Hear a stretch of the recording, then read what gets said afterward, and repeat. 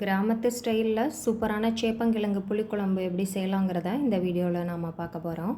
Hi friends, welcome to 90s ஜெனா channel. என்னோடய சேனலை ஃபஸ்ட் டைம் பார்க்குறவங்க சப்ஸ்கிரைப் பண்ணிவிட்டு பக்கத்தில் இருக்கிற பெல் பட்டன் அழுத்திக்கோங்க.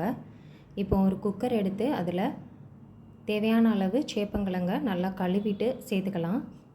நான் இப்போ ஒரு 10 சேப்பங்கிழங்கு எடுத்திருக்கேன். சேப்பங்கிழங்கு வேகிறதுக்கு தேவையான அளவு தண்ணி ஊற்றிக்கலாம். நான் இப்போ ஒரு 2 டம்ளர் அளவு தண்ணி சேர்த்துருக்கேன். தண்ணி சேர்த்து குக்கர் மூடி போட்டு ஒரு 2-3 விசில் வரைக்கும் வேக வச்சு எடுத்துக்கலாம். கிழங்கு நல்லா வேகட்டும். இப்போ நாம் குழம்புக்கு தேவையான புளி ஊற வச்சுக்கலாம். அதுக்கு நான் இப்போ ஒரு சின்ன எலுமிச்சம்பழ சைஸ் புளி எடுத்து அதை சுடு தண்ணி ஊற்றி ஊற வச்சுக்கிறேன். அப்போ தான் கொஞ்சம் சீக்கிரமாக புளி ஊறி வரும். 3 விசில் வச்சு கிழங்கு நல்லா வேக வச்சதுக்கப்புறமா கிழங்கு ஆறுனதும் அதோட தோலெல்லாம் ரிமூவ் பண்ணிவிட்டு நல்லா 2 தடவை கழுவிட்டு இந்த மாதிரி நல்லா சின்ன சின்னதாக கட் பண்ணி எடுத்து வச்சுக்கலாம். சேப்பங்கிழங்க நல்லா முழுசாக கழுவிட்டு கட் பண்ணதுக்கப்புறமாவும் நான் கழுவி எடுத்திருக்கேன். ஏன்னா சேப்பங்கிழங்குல வலுவழுப்பு தன்மை இருக்கும். கட் பண்ணதுக்கப்புறமா கழுவ வேண்டாம்னு நினச்சிங்கன்னா அதுக்கு முன்னே நல்லா கழுவி எடுத்துக்கோங்க. இப்போ ஒரு மிக்ஸி ஜார் எடுத்துக்கலாம். அதில் மசாலா அரைச்சிக்கலாம். அதுக்கு நான் இப்போ ஒரு 4 ஸ்பூன் அளவு தேங்காய் துருவல் சேர்த்துருக்கேன். இது கூடவே காரத்துக்கு 2 காஞ்ச மிளகாய், கலருக்காக ஒரு காஷ்மீரி வத்தல் சேர்த்துருக்கேன். 1/2 ஸ்பூன் அளவு சீரகம் சேர்த்துக்கலாம். ஒரு 2 ஸ்பூன் அளவு மல்லித்தூள் சேர்த்துக்கலாம். கூடவே ஒரு 5 தோல் நீக்கின சின்ன வெங்காயம் சேர்த்துக்கலாம். சேர்த்துட்டு தேவையான அளவு தண்ணி சேர்த்து இதை நல்லா பேஸ்ட் மாதிரி அரைச்சி எடுத்துகிட்டு வந்துடலாம். இப்போ குழம்பு செய்ய ஆரம்பிச்சிடலாம். அதுக்கு ஸ்டவ் ஆன் பண்ணி அடுப்பில் ஒரு பேன் வச்சு ஒரு 2 ஸ்பூன் அளவுக்கு நல்லெண்ணெய் ஊற்றிக்கலாம். எண்ணெய் சூடானதும் ஒரு 1/2 ஸ்பூன் அளவு கடுகு, ஒரு 1/4 ஸ்பூன் அளவு வெந்தயம் சேர்த்துக்கலாம். கடுகு நல்லா வெடித்ததும் கூடவே நாம் கட் பண்ணி வச்சுருக்கிற சின்ன வெங்காயத்தை சேர்த்துக்கலாம். நான் இப்போ ஒரு 7-8 போல் பெரிய சின்ன வெங்காயமாக எடுத்து அதை தோல் நீக்கிட்டு இந்த மாதிரி கட் பண்ணி வச்சுருந்தேன். அதை சேர்த்துருக்கேன். ஒரு 10 பல் பூண்டு தோல் நீக்கிட்டு சேர்த்துக்கலாம். இப்போது இதை எல்லாத்தையும் நல்லா வதக்கிக்கலாம். கூடவே 2 கொத்து போல் கருவேப்பிலை சேர்த்து வதக்கிக்கலாம். வெங்காயம் பூண்டு ஓரளவு நல்லா வதங்கினதுக்கப்புறமா இதில் கொஞ்சமாக பெருங்காயத்தூள் சேர்த்துக்கலாம். சேர்த்துட்டு எல்லாத்தையும் கலந்து விட்டுடலாம். இந்தளவு வெங்காயம் நல்லா வதங்கினதுக்கப்புறமா ஒரு மீடியம் சைஸ் தக்காளி, நல்லா பழுத்த தக்காளியாக சின்ன சின்னதாக கட் பண்ணி வச்சுருக்கேன். அதையும் சேர்த்துட்டு நல்லா வதக்கிக்கலாம்.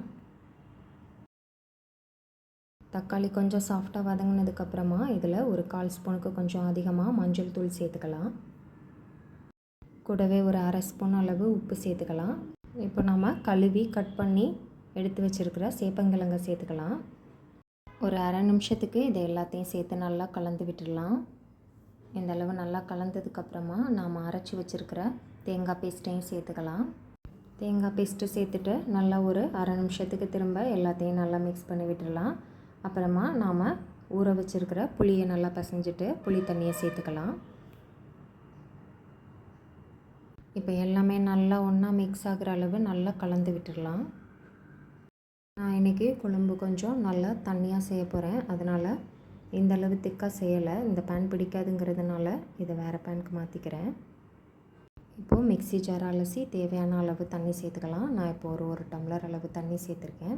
சேர்த்துட்டு நல்லா கலந்து விட்டுடலாம்.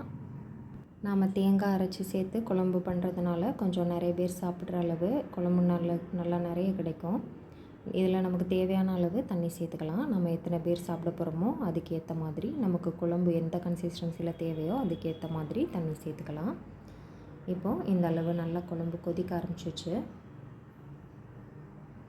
ஹை ஃப்ளேமில் வச்சு இந்த மாதிரி நல்லா குழம்பு கொதித்ததுக்கப்புறமா ஒரு தடவை நல்லா மிக்ஸ் பண்ணி விட்டுட்டு ஒரு மூடி போட்டு லோ ஃப்ளேமில் வச்சு 10லேருந்து 12 நிமிஷம் வரைக்கும் வச்சிடலாம். இடையில ஒரு தடவை ஓப்பன் பண்ணி நல்லா ஒரு தடவை மிக்ஸ் பண்ணி விட்டுடலாம். நல்லா கரண்டி அடியில் விட்டு ஒரு தடவை நல்லா கலந்து விட்டதுக்கப்புறமா திரும்ப மூடி வச்சிடலாம். மொத்தம் இப்போ ஒரு 10 நிமிஷம் ஆயிருக்கு. பாருங்கள், குழம்பு நல்லா கொதிச்சிட்ருக்கு. இன்னும் ஒரு 1 நிமிஷத்துக்கு மட்டும் நல்லா திறந்தே வச்சு கொதிக்க வச்சுக்கலாம். இந்த டைமில் நாம் உப்பு போதுமானு செக் பண்ணிவிட்டு உப்பு தேவைப்பட்டால் சேர்த்துக்கலாம். ஃபைனலாக இதில் கொஞ்சமாக கருவேப்பிலை அல்லது கொத்தமல்லி இலைகளை தூவிட்டு அடுப்பு ஆஃப் பண்ணிடலாம். ஒரு 2 நிமிஷத்துக்கு இந்த சூட்லேயே மூடி வச்சிடலாம். இப்போ பாருங்கள், நமக்கு ரொம்பவே சூப்பரான டேஸ்ட்டில் சேப்பங்கிழங்கு புளிக்குழம்பு கிராமத்து ஸ்டைலில் சூப்பராக ரெடி ஆயிடுச்சு. சேப்பங்கிழங்கு பிடிக்கும்னா கண்டிப்பாக ஒரு தடவை இந்த குழம்பு ட்ரை பண்ணி பாருங்கள். செஞ்சு பார்த்துட்டு எப்படி இருந்ததுன்னு சொல்லி எனக்கு கமெண்ட்டில் சொல்லுங்கள். என்னோடய சேனல் பிடிச்சிருக்குன்னா லைக் பண்ணுங்கள், சப்ஸ்கிரைப் பண்ணுங்கள். தேங்க்ஸ் ஃபார் வாட்சிங்.